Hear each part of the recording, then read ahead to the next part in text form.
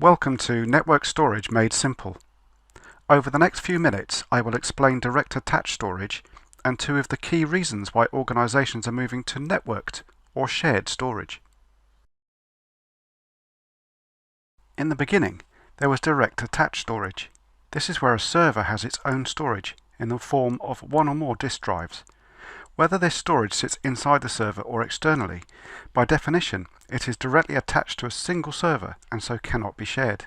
No other server can attach to this storage. As servers get added to run the various applications the organization needs, we eventually end up with system sprawl, many servers each with its own storage. This turns out to be highly inefficient, because although some servers may have plenty of spare storage capacity, others which may be full up cannot access this space. Utilization of the overall storage typically ends up very low, perhaps only 20%. The answer is to consolidate the storage, put it into a shared storage array. These systems are not simply a collection of hard drives, they include some processing capability, which controls the way the storage is presented back to the server. To keep it simple for now, we will refer to this generically as network storage. It is shared amongst a number of servers. The big advantage is that now, disk space can be allocated more flexibly to the servers, and utilization closer to 80% can be achieved. Another driver towards network storage is the phenomenon known as server virtualization. If we look at the case of 4 servers again, with virtualization we can replace them with smaller number of typically higher spec servers, and create virtual servers which run inside them which do exactly the same job as the original machines. The key benefits of virtual machines is that they can be moved seamlessly from one host server to another. For this to work practically, the most common solution to avoid having to move masses of data around is to use network storage. Virtual machines can move and see the data from wherever they are. There are two main ways of sharing storage amongst servers, and rather confusingly, the acronyms for these are quite similar. NAS for Network Attached Storage, and SAN for Storage Area Network.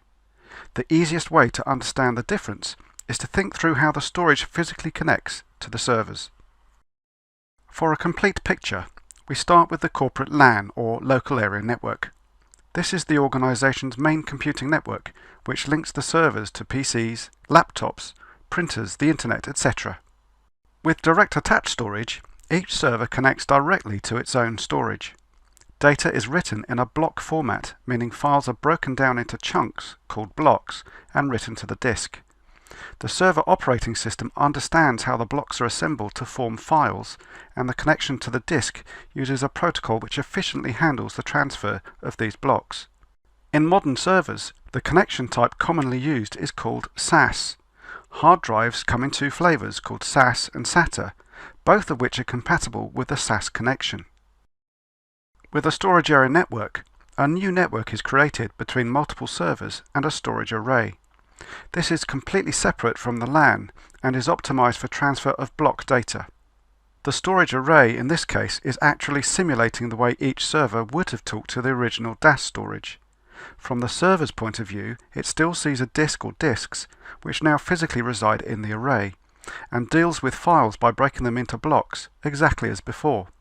Because the SAS protocol is inherently point-to-point, an alternative solution is required which can still handle block data as well as being capable of sharing or networking. The two most common protocols for this are Fibre Channel and iSCSI.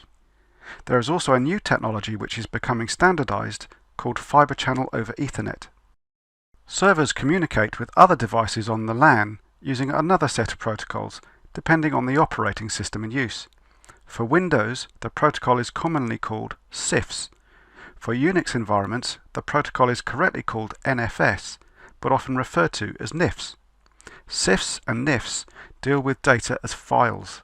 There is no concept of blocks.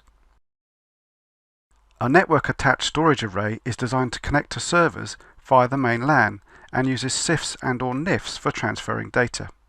There is a lot of debate as to which is the best way of sharing storage.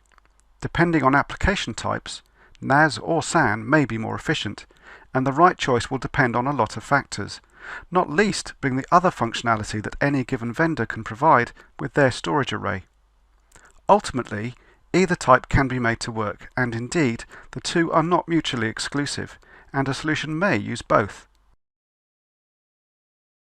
We don't have enough time here to go through all the pros and cons of every network storage solution, but the following guide will get you started. There are 3 areas that you should consider when looking at a new storage solution: basics, specifics, and costs. Vendors quite often tell you about their particular solution and focus on features, advantages, and benefits. Our recommendation is to start with the basics, then look at specifics. What features and functionality do you need for your particular situation? And then costs. Ultimately, they are equally important, and once you have considered all 3, you may find that your budget and requirements don't match, in which case one or more of the 3 areas will need changing until you get to the best overall solution. The basics are as follows. Scalability.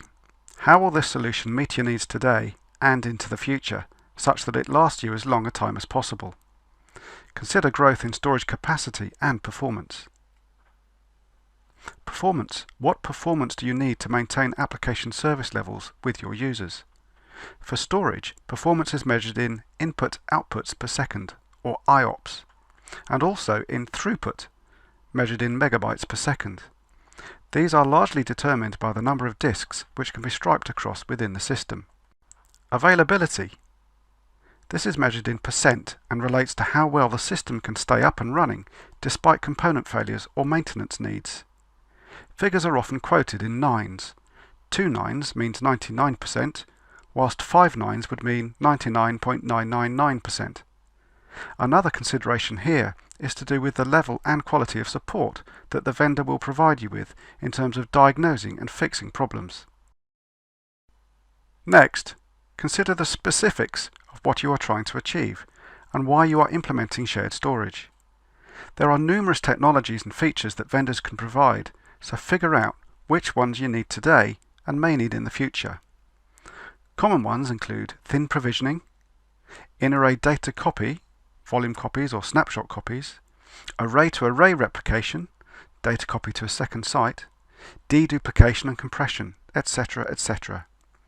Many of these may sound useful, but don't get carried away, especially in light of your final major consideration: costs. Costs include the upfront capital cost, i.e. the price, as well as ongoing operational costs. Find out the cost implications of upgrading the system in the future, in terms of hardware and any additional software licensing.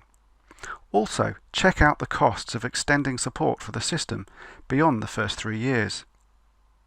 Once you have talked through these areas with potential suppliers, you will have a much better idea of which is the best solution, whether it be SAN, NAS, or a mixture of the two.